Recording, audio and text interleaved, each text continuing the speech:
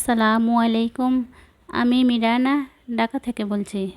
কাছে দূরে দেশে দেশের বাইরে যে যেখানে বসে আমার ভিডিওগুলো দেখেন সবাইকে অসংখ্য অসংখ্য ধন্যবাদ।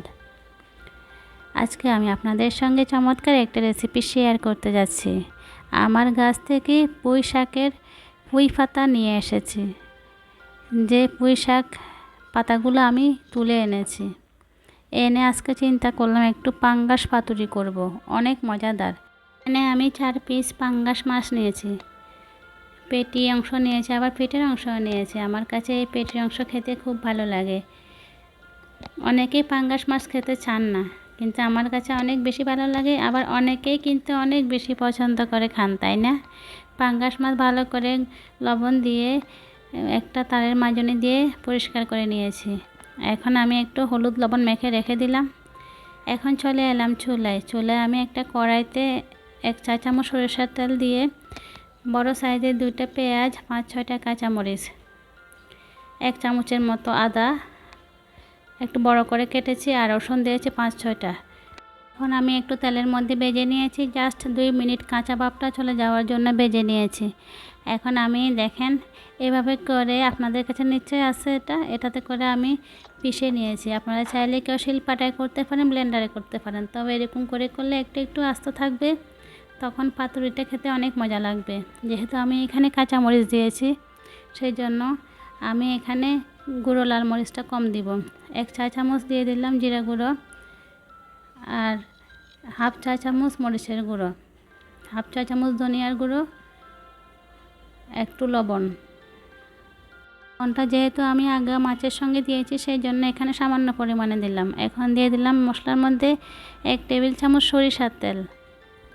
মাছটা মাখানোর সময় আমি যখন এটা হলুদ লবণ মাখিয়েছি, তখন কিন্তু এখানে আমি লেবু দিয়েছিলাম।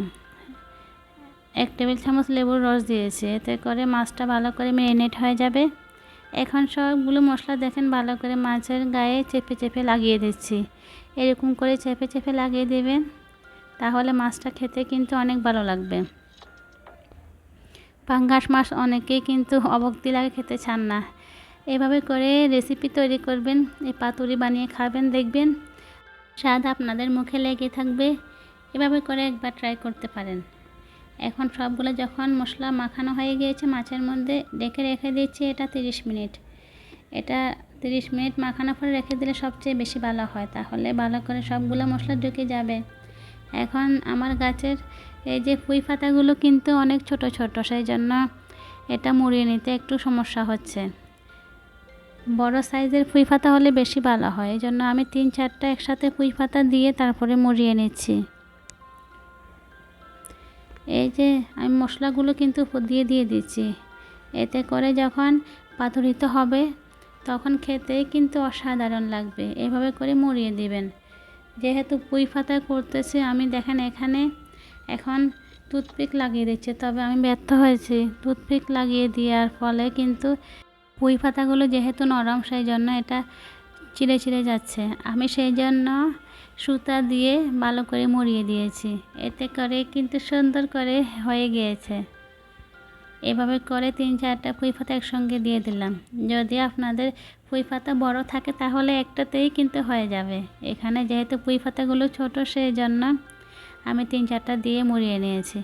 এই যে দেখেন, এটা একটা সুতা নিয়ে আমি এখানে মুড়িয়ে দিয়েছি, চারপাশে আটকে দিয়েছি। এখন চলে এলাম চুলা ফ্রাই প্যানে আমি সামান্য 1 চা চামচ পরিমাণে সরিষার তেল দিয়ে দিচ্ছি। এখন যে পাতুরিগুলো বানিয়েছিলাম সেগুলো দিয়ে দিচ্ছি। এই রেসিপিটা অসম্ভব মজা হয়। এই রেসিপি একবার খেলে আপনারা ক্রাশ খেয়ে যাবেন। ইনশাল্লাহ এই রেসিপি একবার তৈরি করে দেখতে পারেন। পাঙ্গাস মাছ যেহেতু নরম থাকে, এইভাবে করলে কিন্তু আরও বেশি ভালো লাগে। সব মশলা ঢুকে যাবে এবং স্বাদটাও তুলনীয় হবে। একবার ট্রাই করতে পারেন। আমি ফ্রাই প্যানে ঢাকনা দিয়ে এই যে চুলার আগুনটা লোতে রেখে 10 মিনিট অপেক্ষা করব। যখন এক পাশ হয়ে যাবে, এই দেখেন এরকম করে দুলিয়ে দিব। ফ্রাই প্যানে হাতল ধরে দুলিয়ে দিব। 5 মিনিট পরে আমি ঢাকনা উল্টিয়ে দুলিয়ে দিলাম এবং 10 মিনিট পরে এটা আমি উল্টে দিব। এভাবে করে এটা 20 মিনিট পর্যন্ত রাখবো চুলা। 20 মিনিটের মধ্যে সুন্দর করে এটা কুক হয়ে যাবে। এখন 10 মিনিট হয়ে গিয়েছে, আমি ফ্রাই প্যানের ঢাকনা উঠিয়ে দেখেন এটা আমি উল্টে দিচ্ছি, আবারও ঢাকনা লাগিয়ে দিচ্ছি আরও 10 মিনিটের জন্য। আমার বাসায় মানহার বাবা কিন্তু পাঙ্গাস মাছ কিনতে চায় না, উনি যেহেতু খায় না, পছন্দ করে না, বাচ্চারাও কিন্তু তেমন পছন্দ করে না। আমার বাচ্চারা আবার তেলের খাবার খেতে পছন্দ করে না, যেহেতু পাঙ্গাস মাছে প্রচুর তেল, সেই জন্য নামিয়ে ফেললাম। এখন চলে এলাম খাওয়ার জন্য। আমি এখানে সার্ভ করে নিয়েছি আমার জন্য। ভেবেছিলাম 4টাই আমি খেয়ে নিব, দুঃখের বিষয় এভাবে করার পরে আমার বাচ্চারা বলতেছে ওরাও খাবে, কিন্তু জাল তো হয়েছে, যেহেতু আমি কাঁচামরিচ দিয়ে করেছি। এখন এখানে ওদেরকেও দুজনকে 2টা দিয়ে দিয়েছি, আরও 2 পিস আছে। ওনাকে বলতেছে একটু খেয়ে দেখার জন্য, উনি কোনো দিনও খায়নি, তেল বেশি সেই জন্য। ওনাকে বলেছে একটু ফুই পাতা খেয়ে দেখার জন্য, এই জন্য একটু ফুই পাতা ওনাকে দিয়ে দিলাম। উনি আমার পাশে বসেই খাচ্ছেন, তবে পাঙ্গাস মাছ খাচ্ছেন না, এটা সত্যি কথা। অনেক অনুরোধের পরে উনি এই পাঙ্গাস মাছটা এনেছেন। আজকে 2 মাস অনেকবার বলেছে, কিন্তু কিছুতেই উনি পাঙ্গাস মাছ আনবে না। বলতেছে সব মাছ নিয়ে আসবো, কিন্তু পাঙ্গাস মাছ নাকি আনবে না। কী করব, 2 মাস বলার পরে অবশেষে তার মতি হলো যে আমার জন্য একটা পাঙ্গাস মাছ নিয়ে আসবে। এনেছে, তো আমিও আর দেরি করি নাই, পাতুরি তৈরি করে ফেললাম। এখন যখন বয়স দিচ্ছি, আমার মনে হচ্ছে আবার খাওয়ার জন্য ইনশাল্লাহ আমি আবারও তৈরি করব। যেহেতু মাছটা বড়, ফ্রিজে আরও কয় পিস রয়েছে, আমি আবারও তৈরি করে খাবো। অনেক মজা, অনেক মজা। আসলে এটা যদি একবার ট্রাই করে না খান তাহলে বুঝতেই পারবেন না স্বাদটা কেমন। একবার খেলে ক্রাশ খেয়ে যাবেন। একটাতে মন ভরতেছে না, কিন্তু আরও একটা খেতে হবে, সেই জন্য আমি আরও 1 পিস নিয়ে নিলাম। 4 পিসের মধ্যে 2 পিস 2 মেয়েকে দিয়ে দিলাম, আর 2 পিস আমি নিয়ে নিলাম। উপরে যে সুতাগুলো দিয়েছি এগুলো আমি একটা কাঁচি দিয়ে কেটে তুলে ফেলতেছি। আহ কি মজা, অসাধারণ, সত্যি অসাধারণ। একবার ট্রাই করবেন। যদি বাসায় পাঙ্গাস মাছ থাকে তাহলে আর দেরি না করে আজই ট্রাই করুন এই পাঙ্গাস মাছের পাতুরি।